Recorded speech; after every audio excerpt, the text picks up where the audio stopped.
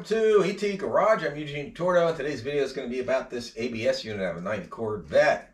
And if you haven't seen it, check out the other videos I did on removing it and changing out my brake lines. This will be like third video, I think, or fourth video. I think it's the fourth video, yeah. And then I'll have some more videos of getting reinstalling this and putting the rest of the brake lines back in, which is quite a project. So let me move the camera around and I'll show you what's going on here.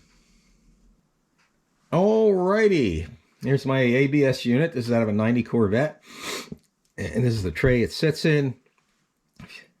And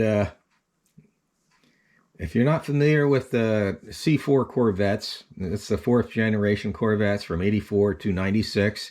The first 2 years, 84 and 85, didn't have an ABS, and then from there up they had ABS, and they made them more sophisticated as the years went on, all the way up to 96.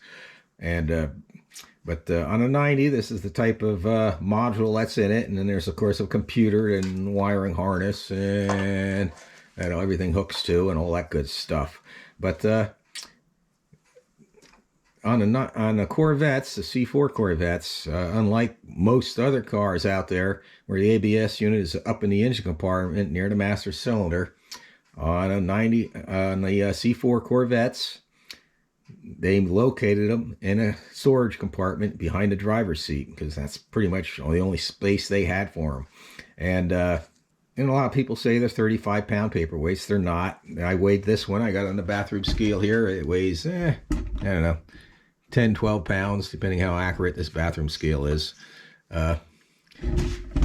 So it's not a 35-pound paperweight, and they say it's really primitive and doesn't work well. I have to say, I've been out, and I got caught in a snowstorm one year on a trip to Florida, going from the Northeast up here, and I used my Corvette, my 90 Corvette, this very unit, and it worked very well. Now, what I'm going to do with it today is I'm just going to clean up these this tray. If you haven't seen the last video, this whole tray, this sits in this metal plate here with these dampeners here. I don't know if you can see that, and sits in this tray. And I got it all sprayed with lubricant or penetrant oil right now from when I took it apart. But this is all rusty and beat up, and this plastic tray is all rusty and beat up. And so I'm going to clean everything up, and then I got to see about this rubber seal here. I'll probably use some type of 3M product. I'll have to see what I got around, or get some from the auto store or from wherever, and remove this and replace it with that. I could just goop this all up with RTV and stick it up there, and it would work great. I'm going to have to use RTV here where the lines, this is where the brake lines come in. This would be the front of the car, and that would be the rear. And the brake lines all come in here. And you have to, of course, if you've seen the last video, everything gets lowered as the brake lines and everything gets lowered as an assembly. And try and get it as watertight as possible. I was also moving these two bolts here were missing on the front. So I'll replace them or seal them up or something. But anyway, I'm going to get to work on this and get it cleaned up. I got to be careful when I clean this up. I don't want to, I'll just clean it with brake clean, and because I don't want to get anything inside those ports where the brake lines hook to. Here and there, and there's a whole bunch of them. Basically, the brake lines come back from the master cylinder, both the front and the rear, hook up to this, and then two brake lines go forward, all the way back forward, one to the left front and one to the right front, and then there's another brake line that goes to the rear brakes.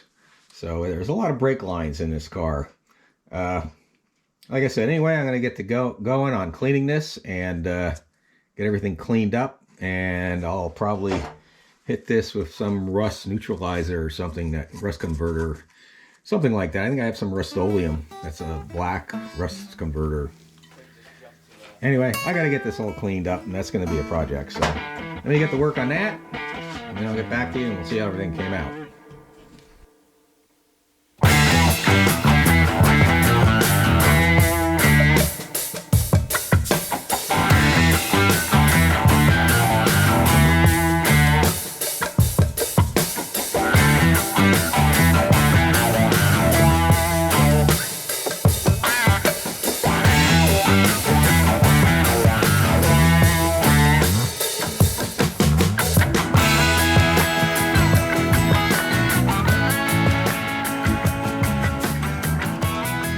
Okay, this is where I've gotten so far, and same with this. I was able to get it with my angle grinder and clean it up somewhat. I still got a lot in there to clean up, and I was trying to clean some of it with this, and doesn't have any power. And the reason it doesn't have any power is I forgot to turn my air compressor on.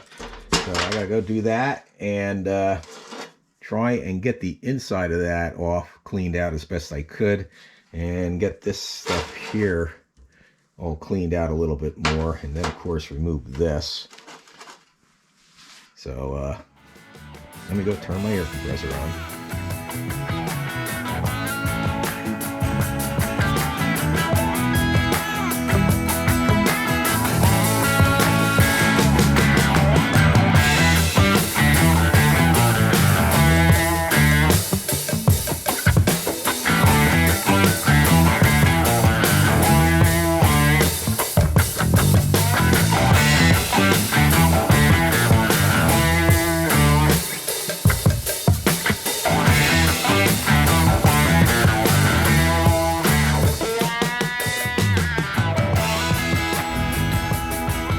Okay, I think I got about as much cleaning as I can get done down here. Of course, there's all this elephant snot. That's sort of referred to the goop that GM uses and a lot of other manufacturers use for sealing things.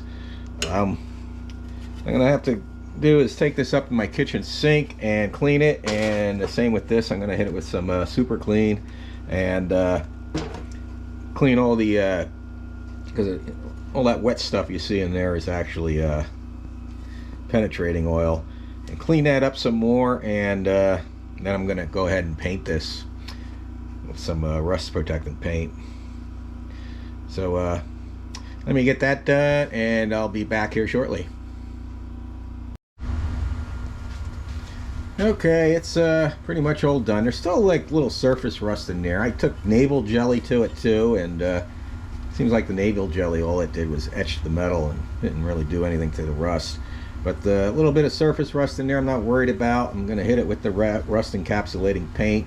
Not worried about how this looks. No one's ever going to see it. It's going to be buried in that compartment in the back. This is about as all cleaned up as I could get it without taking out all the elephant snot. Like I said, I could probably melt that out of there, put heat to it, and get that all out there if I really wanted to. But I'm going to be gooping this all up. All the lines are going to come in here. I'm going to be gooping it all up with RTV or something and sealing that all up. So I'm going to go ahead and take this outside, get it painted. It's like, I don't know, 20 degrees out there, I think, right now. It was like 11 this morning. So paint it, and then I'll bring it in and let it dry and all that good stuff. All right, it's all cleaned up. I took the ABS module. I hosed it down with brake clean real good. I cleaned up the little rubber isolators. I don't know if you can see that or not, but cleaned those up real good. And the bracket that it sits in, that's all done. It's got some runs in it, and I don't care because it's going to be hidden away in that compartment as long as it's rust proofed. That's all I care about. And if you're wondering what I use, this is what I use. Rust Reformer instantly converts rust to protected paintable surface, Rust-Oleum. And after I cleaned this all up, I went and sprayed the connectors down with this product. This stuff is very good. Improves electronic connections. So I've done these connections before in the past when I first got this car. The ABS wasn't working, and it was a sensor, and I had to get a used sensor, and that fixed it. It's been working good there. One other time I had to replace the computer module that goes with this too. Not this module, but the actual computer that's in that compartment with it. But hopefully I get it all back together. It'll still work like it was before, and that'll be in the next film, and I'll be putting that back in, putting new brake lines on. And I don't know if I'll be able to finish that whole brake line project up in the next film or not. I'll try to. But like I said, I'm going to end this video here. I want to thank everybody for watching, and God bless.